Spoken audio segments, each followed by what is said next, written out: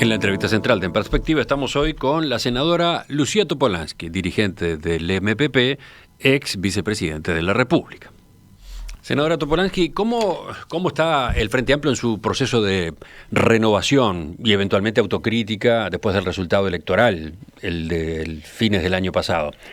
Bueno, nosotros teníamos una planificación hecha que la circunstancia sanitaria alteró, porque una vez que se produjo la derrota de noviembre, la idea fue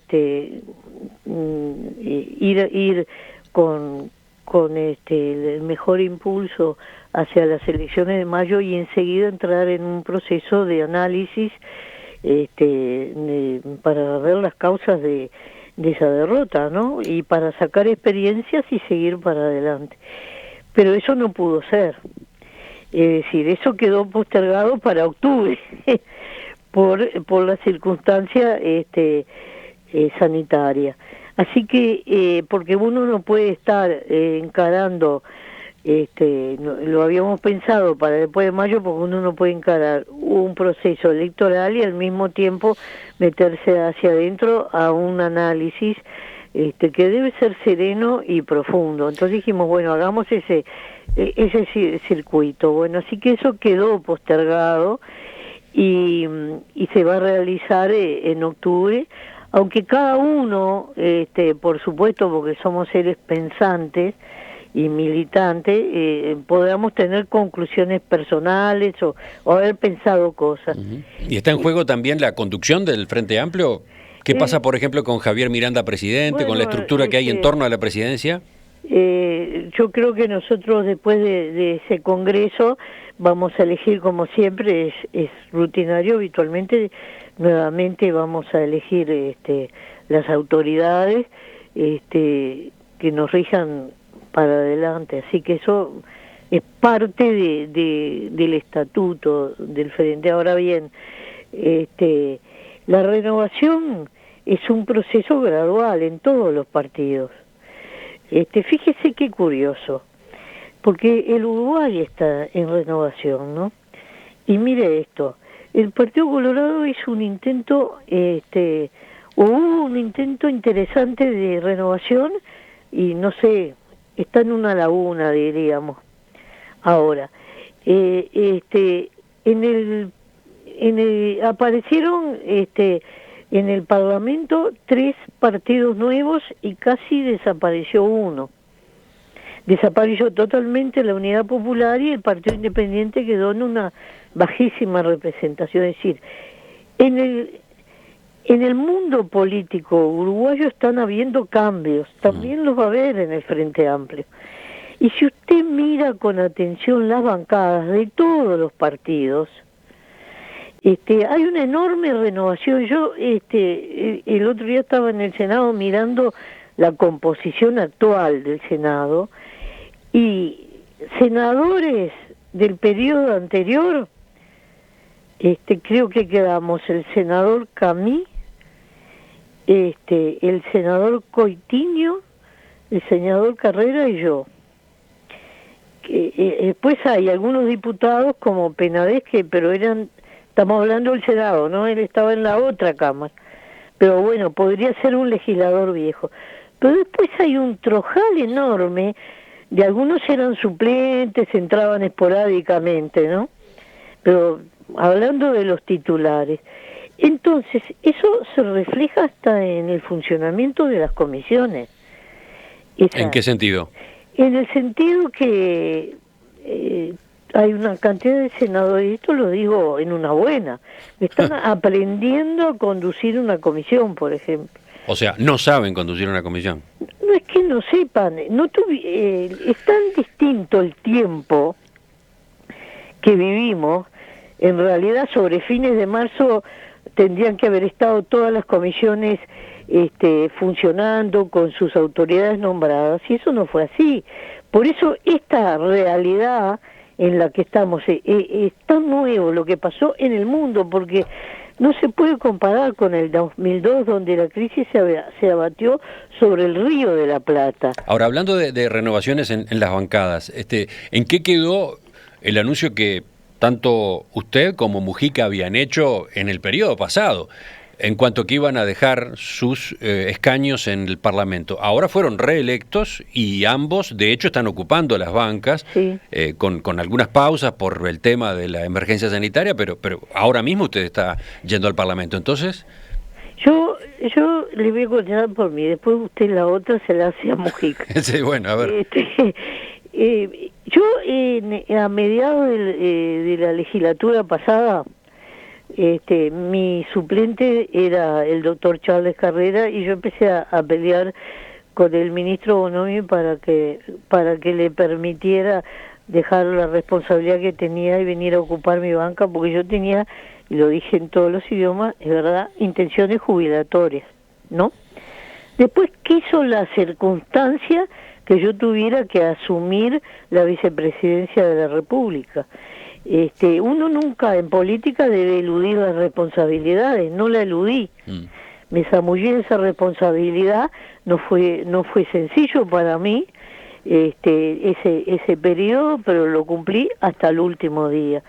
Los compañeros en el proceso de elaboración de lista me volvieron a plantear lo imprescindible que siguiera, y bueno, yo no pienso nunca, o trato de pensar lo menos posible en términos yo, trato de conjugar el nosotros. ¿Pero va a seguir como senadora todo este periodo? Espera un poquito. Y entonces hice la campaña a morir y asumí mi banca. Muy bien. Se abate la pandemia esta y una circunstancia completamente nueva. Y yo trabajé mucho todos estos meses, que sobre todo más intensamente el tiempo que no salí de mi casa, los 3 primeros meses, tuve que aprender a manejar el Zoom y todas esas cosas que no me motivan, pero que eran imprescindibles, y los compañeros me pedían constantemente la presencia. Entonces yo me debo a un colectivo. Yo estoy dialogando con mi colectivo y en su momento trataré de poder cumplir eso que yo pienso que mi ciclo está terminando, mi ciclo parlamentario, porque política y militancia se hace hasta el día anterior de estar en el cajón. ¿Pero usted piensa entonces retirarse del Parlamento? ¿En qué plazo? No, es que no. ¿Este año, el que viene? No puedo contestar esa pregunta porque la circunstancia era imprevista. ¿Quién pensó durante la campaña electoral hoy es 17, ¿no? Sí. Que el 17 de agosto todavía estamos nombrando directores, todavía estemos empezando a nombrar destinos diplomáticos, que hubieron 12 cargos que se nombraron y después se cambiaron. Todas esas circunstancias hacen que los compañeros quieran que algunos que tenemos un poquito más de expertise nos mantengamos todavía en ese lugar, pero nosotros con eso no negamos el recambio, porque en las dos discusiones importantes, la que se dio en la ley de urgente consideración, tanto Mujica como yo fuimos suplidos por 2 compañeros más jóvenes, que son los que están en la fila, y ahora en el presupuesto va a pasar probablemente lo mismo, para ir entrando en el ruedo los nuevos actores. Es decir, esto es muy difícil de decirlo en términos absolutos, porque acá hay un proyecto político que además no nos pertenece en forma individual, es un proyecto colectivo. Y si los compañeros piden el concurso, hay que estar. ¿Tiene 5 minutos más? Sí, tengo. Hacemos una pausa y ya le planteo el último tema. Ya vamos a completar la entrevista con la senadora Lucía Topolansky. Senadora Topolansky, en el final, ¿cómo observó la iniciativa de Cabildo Abierto, esta que dio tanto que hablar en los últimos días, ese proyecto de ley presentado justamente en la Cámara Alta, por el que se promueve básicamente la reinstalación de la ley de caducidad? Bueno, yo considero que ese proyecto de ley no tiene los votos y que va a morir ahí. Creo que Cabildo Abierto es un partido que me es difícil de definir porque tiene poco tiempo, trayectoria política, es muy variopinto, tiene gente de distintos vertientes, tiene una vertiente a la que el proyecto busca darle señales, y es una jugada política como muchas que se hacen. Es simplemente para cumplir con ese sector, con un sector de militares, ¿esa es su lectura? Yo creo, no solo de militares, porque la dictadura fue cívico-militar, con un sector de población. Entonces, me parece que no tiene más trascendencia que eso, y hasta uno basta leer o escuchar las opiniones para no meter a los políticos, de juristas que opinaron. Yo no quiero perder ni 5 minutos en esa conversación, porque me parece que no conduce a nada. Curiosamente, en su momento, figuras importantes del MPP estuvieron en desacuerdo con la ley aquella que se votó durante la administración Mujica y que de hecho dejó sin efecto la ley de caducidad, ¿no? Sí, ahí hubo una discusión en donde hubo varios que opinaban de una manera, otros de otra, pero la realidad siguió avanzando y bueno, y en ese avance el Uruguay fue cumpliendo estándares internacionales en relación a lo que son los delitos imprescriptibles, que son los de lesa humanidad, y se fue poniendo a tono con reclamos que había, aunque estos caminos son largos. Todavía hoy, lo he visto en la Deutsche Welle, se ve cada tanto algún viejísimo general nazi yendo al tribunal de Nuremberg. Y cuando Cabildo Abierto dice que su proyecto es para recuperar la soberanía en materia de justicia penal, concretamente, no, eso ¿cómo reacciona usted? Eso me parece que es completamente estrafalario, porque nosotros no estamos aislados en la Tierra, somos parte de un mundo y somos miembros de organismos internacionales, llámese Naciones Unidas, OEA, CEPAL, BID, fondos, una cantidad de organismos que nos condicionan, con los que nos comprometemos, y entre ellos estos tribunales. Se lo pregunto teniendo en cuenta que dirigentes tupamaros en su momento tuvieron posturas parecidas, sí, ¿no? Cada uno puede tener la postura que quiera. Yo le estoy dando mi opinión. Uh-huh. Por ejemplo, yo le digo lo siguiente,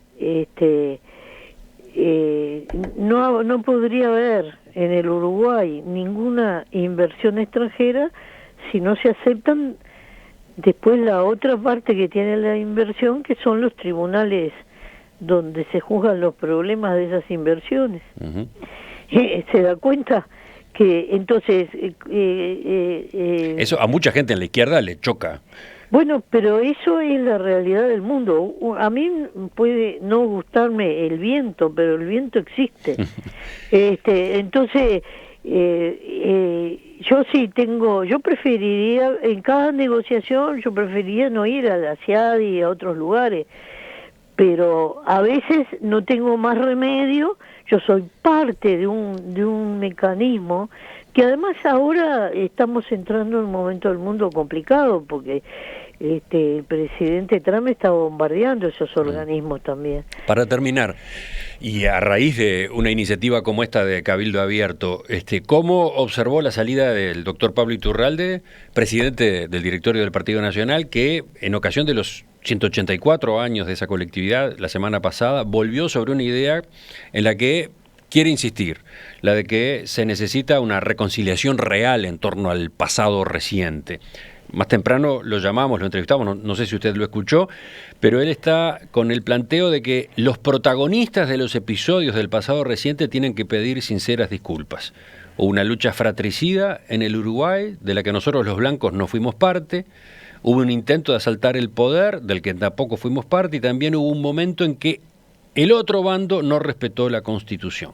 Se necesita gestos, y en especial, decía él, de quienes se levantaron en armas. ¿Qué responde usted? Bueno, siempre que hay le voy a decir dos cosas nada más. Siempre que hay un proceso electoral aparece este tema. Eso llama la atención. Segundo.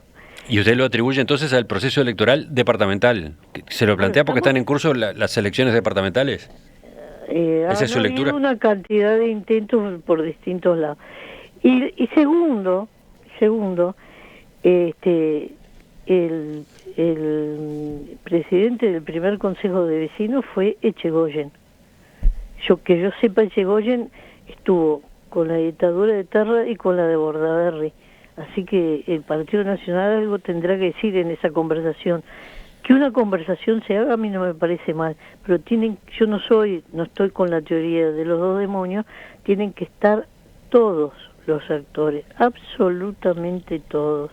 Si no, la intención la puedo entender, Iturralde no sé qué edad tiene, no sé qué edad tenía cuando esos hechos, pero en todo caso, si era muy pequeño, se la contaron parcial. Pero para terminar, ¿a usted le parece que sería bueno retomar esta idea de intentar una reconciliación por la vía de gestos, por la vía de diálogo, por la vía de pronunciamientos? No es por la vía de gestos. Una vez hace mucho tiempo, frente a esta misma pregunta que le hicieron entonces vivía Fernández Huidobro, él dijo que sí, que habría que hacerlo, pero tiene que estar sentado desde la CIA, todo el contexto de la época, todos los actores, hasta el último de los que estén vivos. Y eso es difícil. Entonces, creo que si él tiene la intención de generar un diálogo, él dijo algo así como que se lo había planteado en su momento a Mujica cuando era presidente, bueno, ahora tiene una oportunidad inmejorable de presentárselo a un presidente de su partido, así que él es libre de tomar la iniciativa que sea, y si la iniciativa que toma sirve, será la historia la que lo diga. Senadora Luciato Polansky, le agradezco su participación esta mañana en Perspectiva, volvemos a conversar. Hasta luego y saludos a su gente. Hasta pronto.